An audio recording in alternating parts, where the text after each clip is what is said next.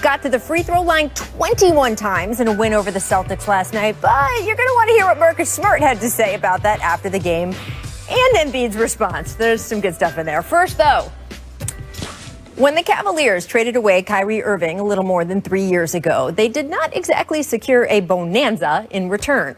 Forget what, say, Oklahoma City got for trading away Paul George. In fact, forget what Oklahoma City got for trading away Russell Westbrook to Houston. The Cavs got two players who aren't in the league anymore, plus Jay Crowder, who now plays in Phoenix, and the rights to a single draft pick, what would end up being the number 8 slot in 2018.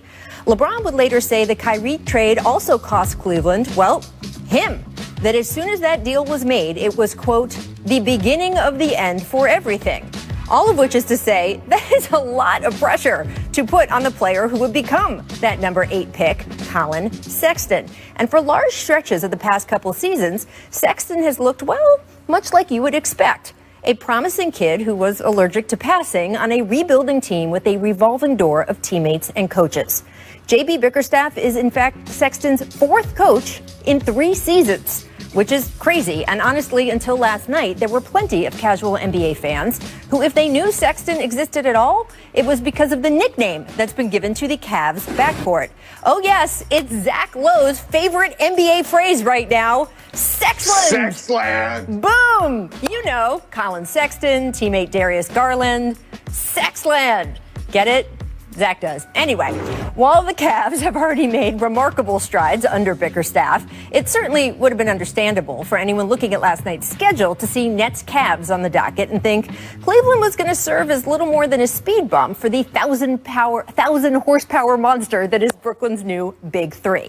This was Kyrie's first game playing alongside Kevin Durant and James Harden, and also Kyrie's only his second time back in Cleveland since the Cavaliers traded him. In fact, Kyrie's return was a big enough deal, the Cavs played a tribute video for him, to which Kai responded by smiling at the fans, showing off his ring finger. Bottom line, everything was set up for a coronation, and it sure looked like one when the Nets stormed out of the gate, knocking down 10 straight shots to open the game, including that beauty Kyrie does, well, that. Defensively for the Nets, though, yeah, not so much.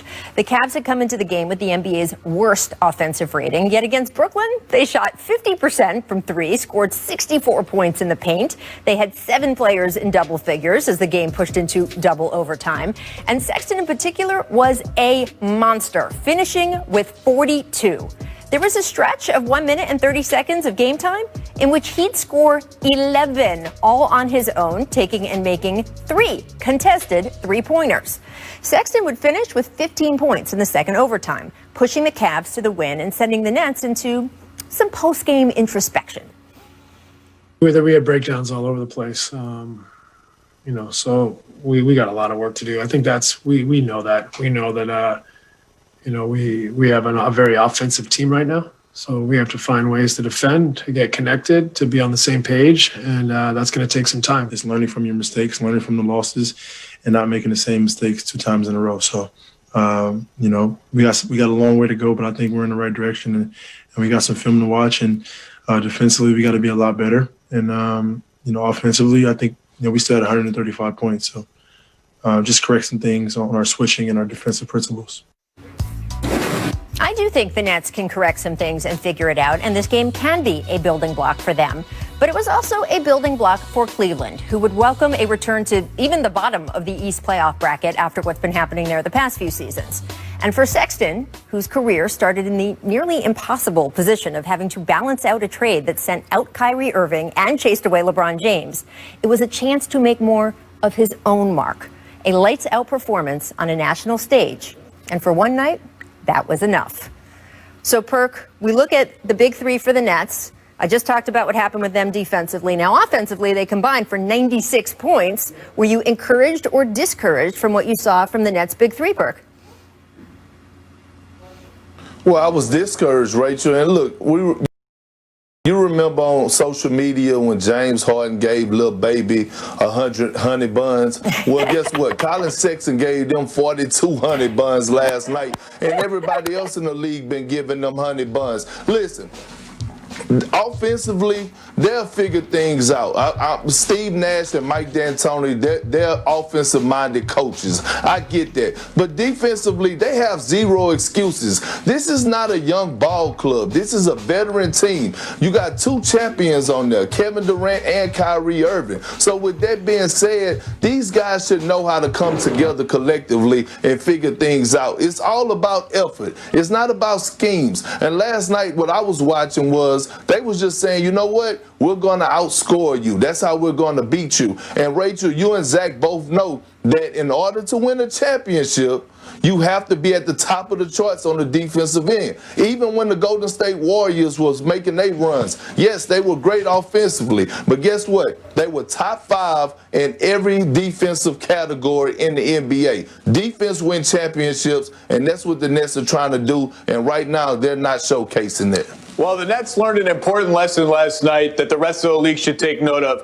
You think you're just going to walk into Sexland with all your star players and your new big three and walk out of Sexland with a W? You don't walk in and walk out of Sexland unscathed. Let's put it that way. As far as the Nets, I'm neither encouraged or discouraged. I'm just encouraged. This is exactly what we should have expected. They're going to be one of the greatest offensive teams in the history of the NBA. And defensively, they're going to have a long way to go. It's the first game. Everybody chill. Let's see what kind of defense they can build. But Perk is right. I don't care how good they are offensively. I mean, I care, but they're going to be really good. You need to at least approach the top 10 in defense if you want to win the championship. You got to be 12th, 13th, 10th. You can't win the championship with an awful defense. I don't care how good your offense is. So they've got a long way to go in that regard, but we knew that. The one thing I am a little alarmed about, and I'll still defer to the Nets sports science team and all that, I'm shocked at how many minutes Kevin Durant is playing coming off an Achilles tear. Now, maybe his layoff was so long that this is not apples to oranges with other Achilles tears, but 50 minutes, he's up over 35 per game. They're really pushing him hard, and I'm actually a little surprised by that. Yeah, it's tough, too, because we see those compensation injuries sometime. I'm not a doctor, as we always say here, but I'm watching John Wall be out for a spell here now, right, with a knee injury. And you wonder if that's anything to do with compensating for recovering from the Achilles. We don't know with Kevin Durant how much that comes into play. Zach, I want to just give you like 20 seconds on national TV. What appeal would you like to make to the Cleveland Cavaliers about your favorite nickname? I mean, it's natural. It's right there. There's nothing obscene about it. It's Colin Sexton and Darius Garland. I'm told they don't really like it, which kind of disappoints me. It's catchy. The Cavs have to. No one's been watching Cleveland since LeBron left. We got to give people a reason to watch. Amazing. All right, guys, let's move on to the Sixers. Who knew we were going to start the jump with that today? Joel Embiid, let's talk about him, dropping 42 points in a Sixers win over the Celtics last night. This was a fun game to watch. He shot 21 free throws himself compared to 20 for the Celtics as a team. You know who wasn't happy about it? Marcus Smart. Listen to the two of them after the game. You know, we got our hands up a lot of the times, and, you know, he flails and he gets the call. And then down on the other end, you know, we got our guys attacking the rim, getting a lot of contact, and we're just not getting the whistle. It's tough to play like that, and it's tough. I mean, if the roles are reversed, I do it every time. I mean, I'll be on too. If every time I threw my arms up or every time I got touched, I'm going to the free throw line. I mean, it's kind of hard not to get into a rhythm that way when you shoot 21 free throws alone, and they allow you to hack on the other end. Marcus Smart just told me that I flail a lot. Come on. I mean, I'm sure he knows himself and he knows his game too. You know, he does a lot of that. And I don't think I do. You know, the game is physical. Other teams tend to try to be extra physical against me. And I guess I'm just smarter than everybody else. I just take advantage of it. Marcus Smart and Joel Embiid arguing about flopping, Perk. Which side are you on?